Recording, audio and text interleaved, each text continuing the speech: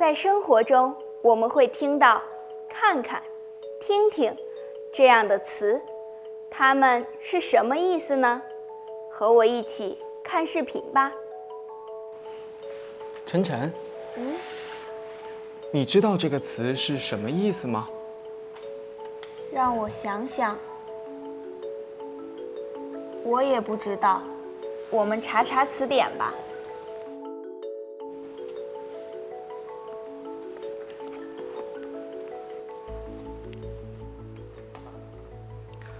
对了，听说学校有唱歌大赛，你想不想试试？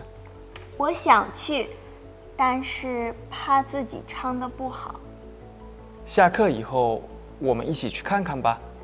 好，如果真要去比赛，我得多练练。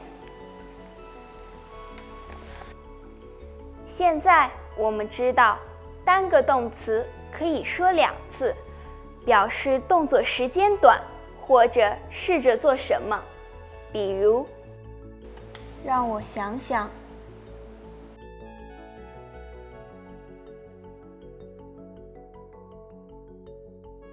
听说学校有唱歌大赛，你想不想试试？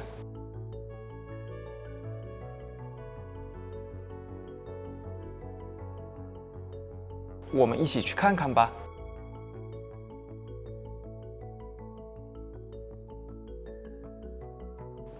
大家现在知道怎么说了吗？跟我读：想想，试试，看看。阳光，下课了，我们去外面走走吧。再见啦！